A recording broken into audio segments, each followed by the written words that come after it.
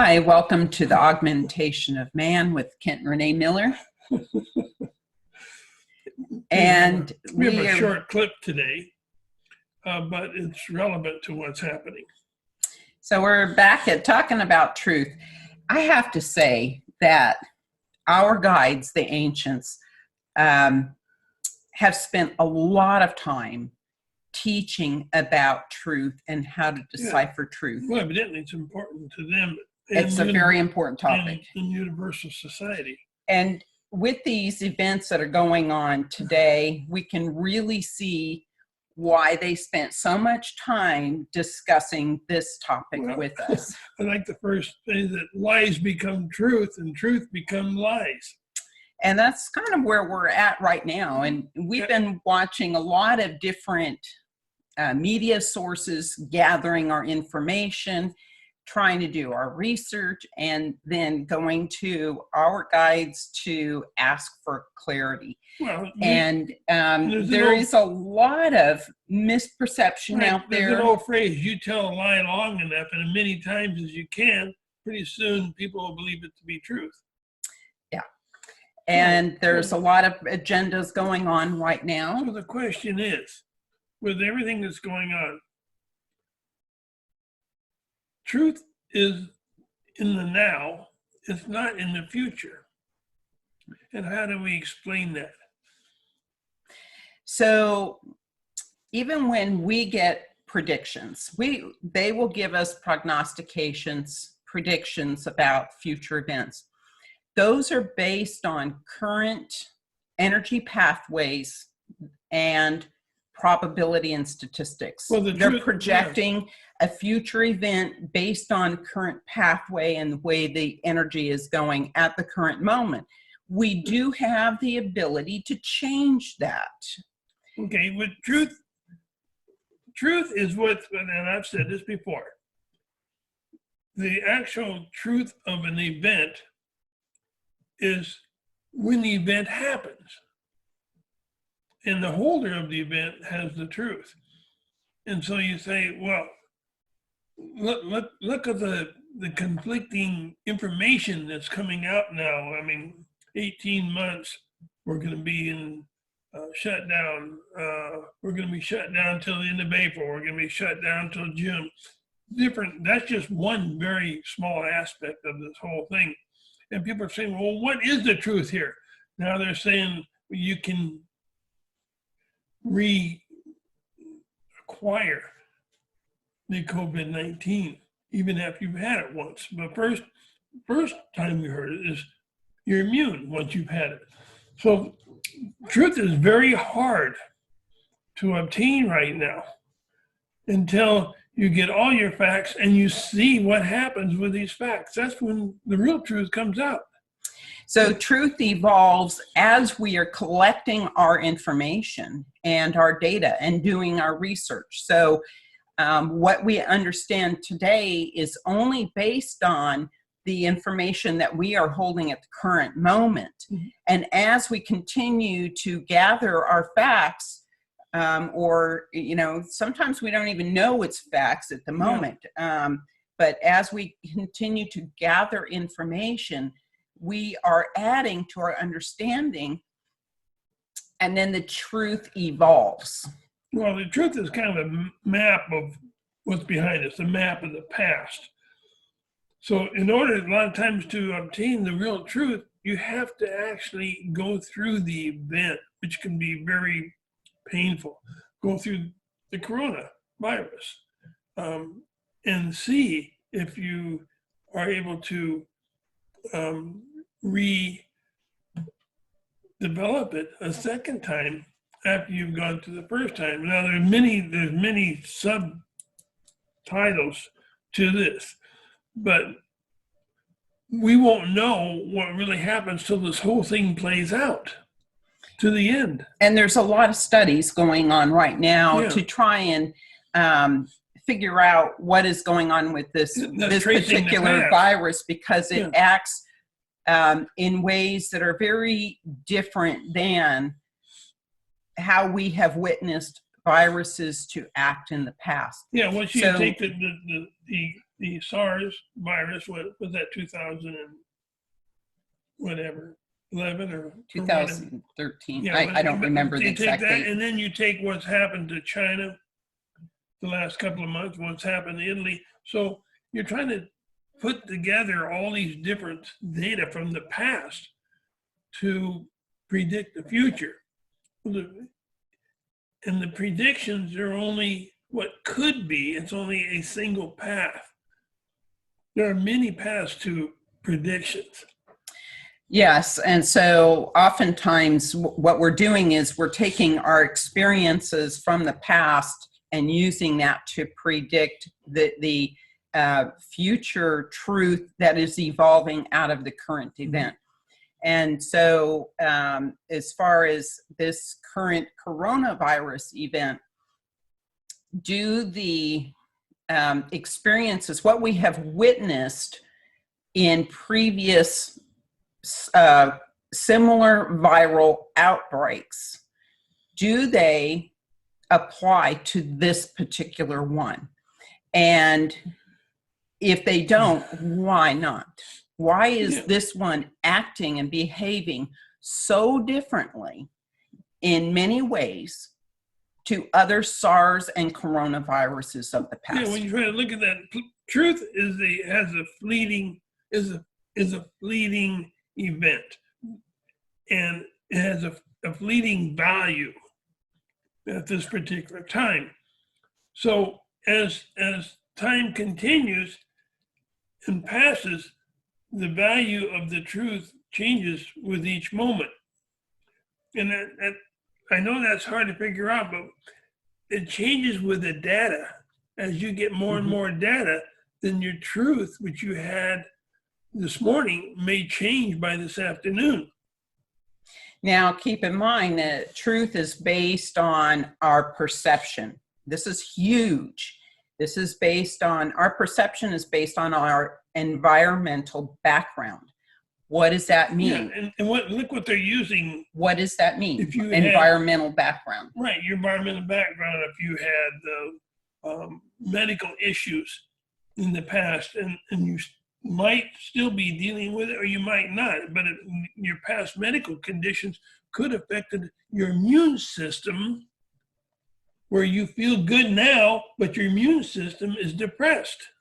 And that is true. But what I was trying to get at was our perception is based on our environmental background, meaning how we were raised, how we were taught, what science has contributed to our thought process, our experiences. All of these add to the way that we perceive our world and what we think, how it operates. And each person perceives an event differently. We do not all perceive the same event the same way. We're each very unique in the way that we see things, and that is based on our everybody's perception is different. Our perception. But see, even within a family, you can have children that are all raised in the same household with the same parents, under the same conditions, experiencing the same events, but they each have see a different things perception of that event differently. And a lot of that is based on their attuned vibration at birth. And so that sets the stage for what events play out or open up to them, what energy pathways open up to them, and how they react to it. And as we go through all these events, it magnifies our vibration and how we see things. Yeah, what would be interesting is taking these small children, and as they get a little older, ask them their perception of what they felt like and what they saw going through this corona 19 outbreak, this event, and to see the different perceptions of the way they saw it, which is could be a very interesting study on how they see future events of the same type of magnitude. Mm-hmm. And a lot of that's going to be how they witness events playing out around them and how adults are reacting to it. Yeah. So it's important, I think, in this vein of thought, to make sure that we're not overreacting it and portraying or exhibiting our own fears in front of our children, so that they are not taking all that fear in and using it, in a harmful way as far as the way that they perceive their world. Okay, as we go through this event of coronavirus 19, COVID-19, is our understanding of ourselves. As we begin to understand ourselves, we determine the value of our truth.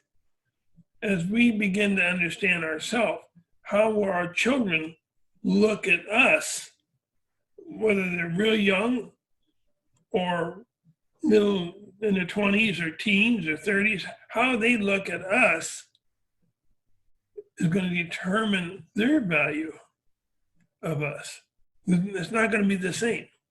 So explain that a little further. Well, as we understand who we are in ourselves and begin to come down with, oh, I think now this is the truth that I believe. You relay that somehow to your children if you're able to talk to them on the phone or wherever, on Skype or whatever. When they hear you speak, I have figured out the truth of who I am or what I believe. How will that affect their truth about you? The way that they have how they perceive you. It always been. Yeah. But really, we shouldn't base our decisions on on what we feel other people are going to think about us. No. It should be that just come from we what are we feel. Guided from within to search for our own truth. And it's not based on our concerns about what other people might think about us. Yeah, because our truth will change as the event changes and as we gather data about the event that we're in, such as isolating ourselves at home and the different things that we have to do. We're beginning to understand maybe who we are. Yeah, and particularly when we are isolated and we are slowed down, we are bored, how do we utilize that time to our advantage? And so spiritually speaking, we can use that time to do our research, to gather information, to expand our conscious evolution, but also we can turn inward and get to know ourselves a little better, listen to that inner voice, and also kind of attune ourselves to our gut feelings about things. So we can look at a situation, maybe we are confused about the event or about a particular person who's presenting information. How does that make you feel within the gut feeling? And that oftentimes gives us a lot of truth. It's not something to be ignored. Well, as we've been told in meditation, there's only one group that actually can see and hear the truth from the Creator, and that's the ancients. Right. So the rest, because they deal directly communication with the Creator. We don't.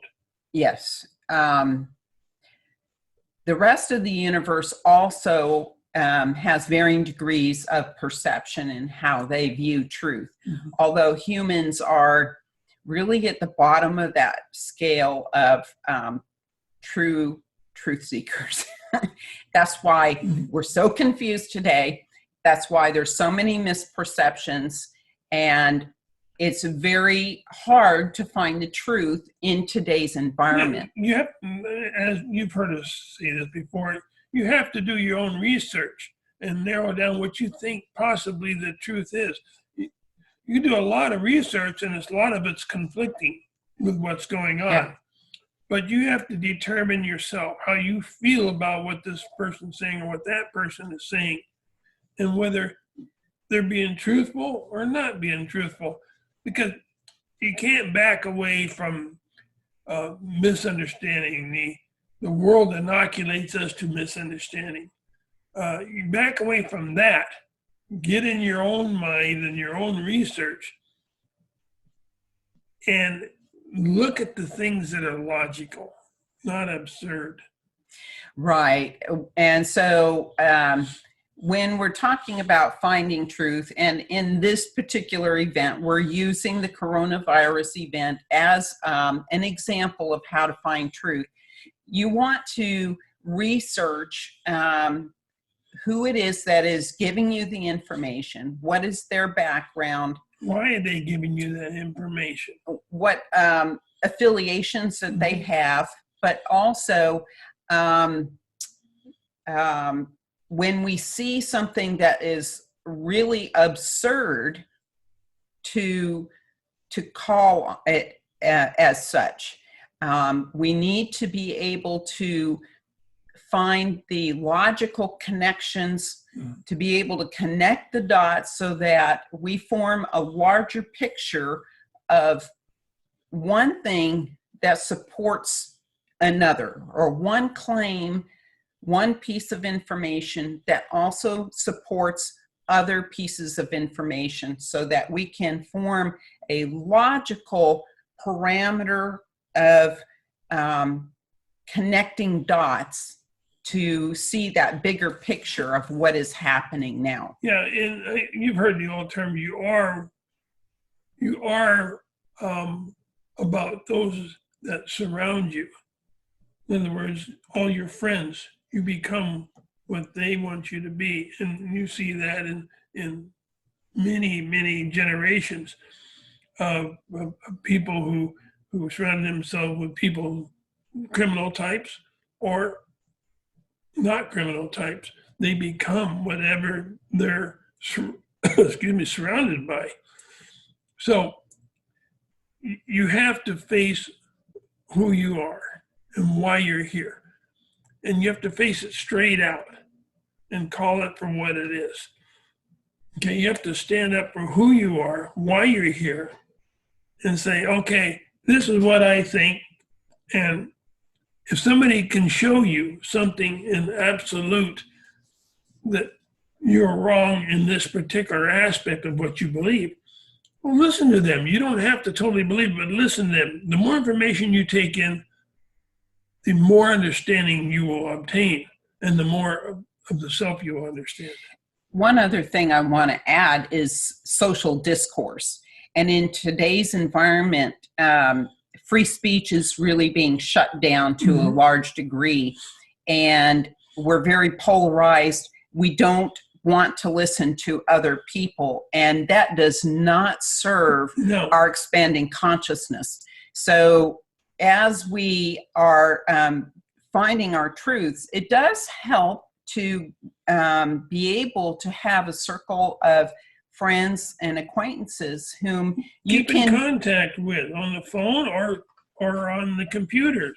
Right. And once we get past this period of time of isolation, where we can gather and we can have discussions about these things where we are trying to piece together what the truth is, whatever the topic is. It's going to take all of us to piece the truth of this whole thing together.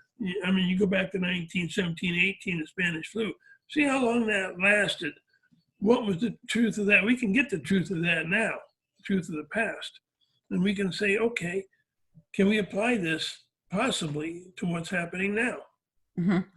But we have to be able to listen to other people. Yes. And even if we don't agree with them, to pay them the respect of being able to talk. Yeah, and have a discussion why you believe with that person, right, and tell you why you believe that you believe, because you did research and you can show them. So we can all learn from each other. Do not be afraid to call out the learning process that is that has shown its head here, which we can all grab onto. Okay. So thank you for joining us today. I do want to invite you to check out our books that we have published at the request of our guides, the ancients, under the Augmentation of Man, a Study in Renaissance, and the Acquiescence of Humanity. It is full of a lot of good information, and it will significantly expand the way that you see things and your understanding of this world and your whole purpose for being here. Non-political. It's straightforward, just Right. non-political. So if you want to learn how to become neutral and see the whole forest, I recommend those books. They're available on Amazon. And then you can check out our website, verdience.com. There's a blog on that, and there's more information. This a Study in Renaissance had a first edition that did not have as much interpretation in it. It was cumbersome for a lot of people. So we did a blog to help explain some of the translations that we as we understood it. But now they're included in the newest second edition of the book. And so if you have the first edition, check out our website for interpretations. Excellent. And we also on anchor.fm, the podcast, in case you can't bring up the videos. And that's the Augmentation of Man. Yeah. We did notice that when we first came out with the podcast, there was a lot of people gravitating to that, and we were almost going to give up the YouTubes. And then since this coronavirus happened, we've seen an inverse of that, in that more people are watching the YouTubes because they're probably at home. We're all sitting at home. and less people listening to the podcast, but we're going to continue with both. Thank you for joining us. And as always, peace be with you on your journey to enlightenment. Have a good day now. Bye-bye.